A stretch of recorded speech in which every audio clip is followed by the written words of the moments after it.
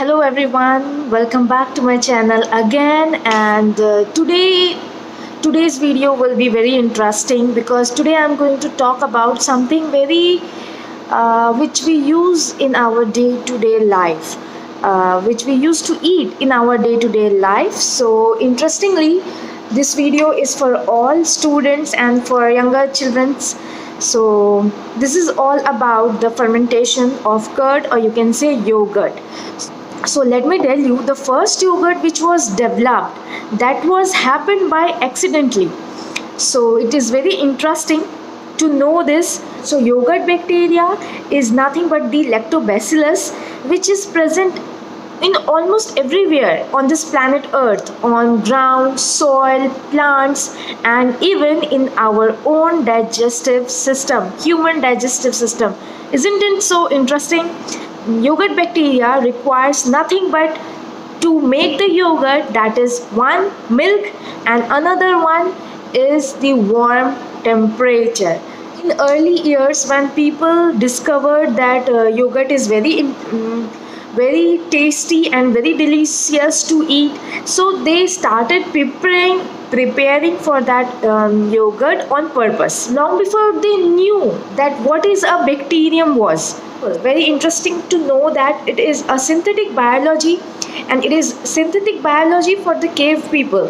So the question is, how does this yogurt work? If we can't explain this with the help of our this fancy modern science, we might just go home. Specifically, there are three things to understand. Number one, how does this yogurt become sour? In taste, we feel like sour, so how does it become sour? Number two, why is this yogurt is solid? What makes this milk into the solid form? And number three, how does it preserve the milk? So we are going to talk upon all these three questions today. So hope you guys like this video. If you like this video, do like and subscribe my channel. So let's go talk about further. So our number one question is, how does the yogurt makes the milk, how does the bacteria makes the yogurt sour? So this answer is all about the fermentation process. How the because of the fermentation and because of the bacteria makes energy, that conversion of the energy makes the yogurt sour. So this process will be similar for almost all the microorganisms which you want to grow. During fermentation, sugars are broken down into the smaller molecules, and that process is called fermentation. In milk, the sugar which is present in the milk is the lactose. A typical glass of milk contains 5% of lactose by weight. So we can break it down and get some energy. If we talk about the lactose, lactose is a disaccharide, which meaning two simple sugars are linked together. Alright, so and the enzyme called lactase that splits the lactose into the glucose and the galactose.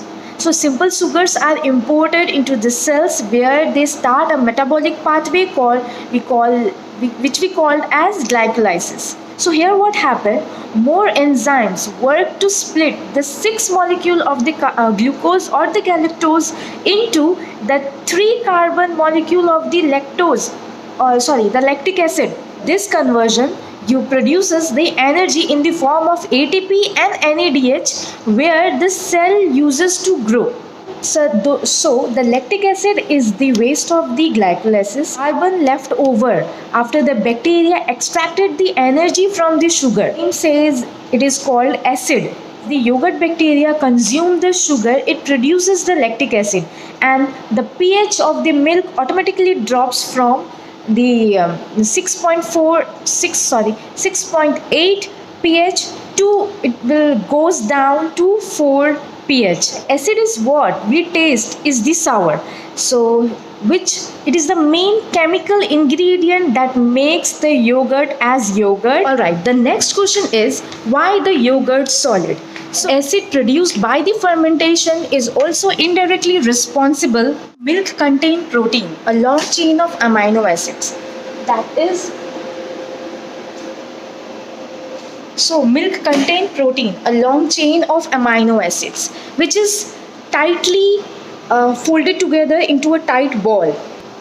So the acid present in the yogurt disrupts the hydrogen bond and also the hydrophobic interaction between the molecule which bounded the protein very tightly. So as a result, the protein become denatured, or you can say the unbranched. It become unbranched, and the precise fold of the protein become denatured or disintegrated, you can say. And this denatured protein scramble together to make a old spaghetti, to make a gel, to make a gel which create a semi-solid texture of the yogurt.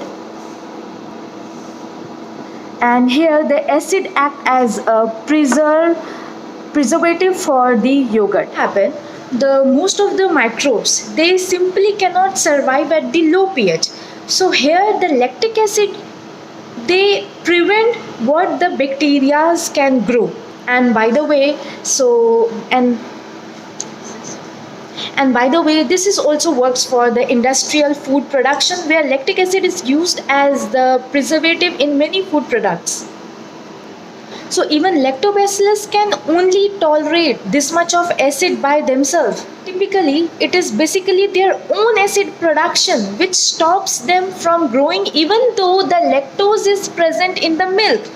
Chemistry for the fermentation is commonly similar for all microorganisms to produce energy, but the difference is the product which we get is completely different in almost all the fermentation. For example, if the yeast, as a waste, it produces alcohol as a byproduct, or you can say as a product. So instead of lactic acid, they produce as a alcohol for making them useful in the preparation of beer or wine. And even though most of the microbes uses sugar for the glycolysis and the energy metabolism, they produces many other chemicals too as a byproduct, and which is completely different from others, and they grow and they divide. And interestingly, all these byproducts gives the yogurt a unique taste, enhances the nutritional value, unique taste, and the most important, its flavor. So the part is, when you eat it, you really eat the bacteria present in the yogurt. So we are eating directly bacteria in our mouth. So it is quite interesting. Until then, happy fermenting. Ta-da!